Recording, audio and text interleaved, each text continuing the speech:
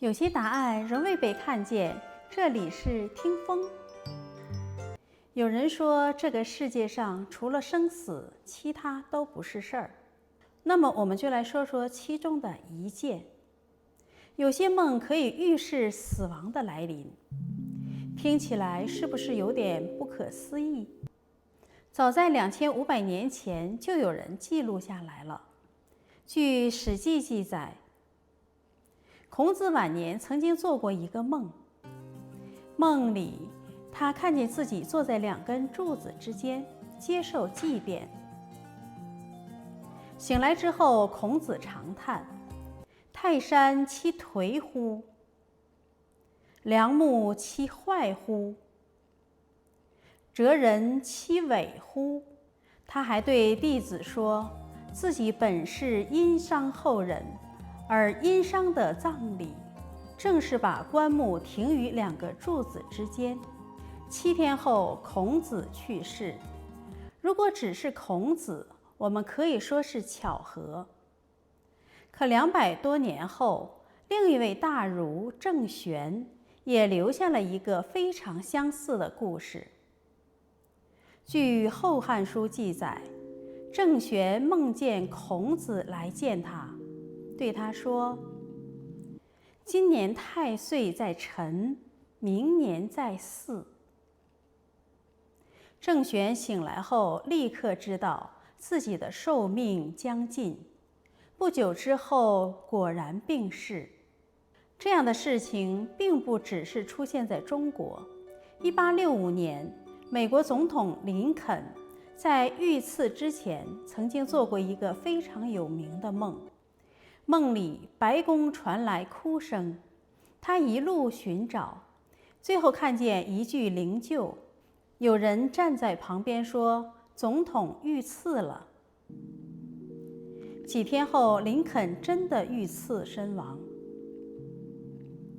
更令人惊讶的是，他的遗体后来真的停放在白宫东厅，几乎和梦里看到的一模一样。类似的事情在中国古籍中其实还有很多。有人梦见钟磬掉落，不久后离世；有人梦见黑衣人送来文书，知道自己大限将至；还有人梦见朋友前来告别，几天后朋友真的遇害。仔细看这些故事，你会发现，它们虽然发生在不同时代、不同的国家、不同的文化，却有许多惊人的共同点。有的人梦到了自己的身后事，有的人梦到有人前来通知，有的人梦见一个特殊的画面，也有人梦见一句话、一个数字，甚至一个象征。梦的内容各不相同，可最后都指向同一件事情：生命即将走到终点。更有意思的是，这些梦往往都非常清楚，没有普通梦那种混乱。很多人后来回忆，梦中的每一个细节都记得清清楚楚，就像有人提前告诉了他们一样。如果只有1、2个人，我们可以说是巧合；如果只有1、2个故事，我们可以说是传说。可当不同的时代、不同的文明都留下相似的记载，真正值得思考的已经不是梦的真假，而是为什么有些人会在生命结束之前知道。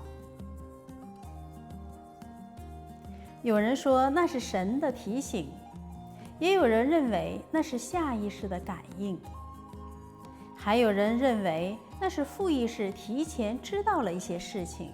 直到今天，仍然没有一个被所有人接受的答案。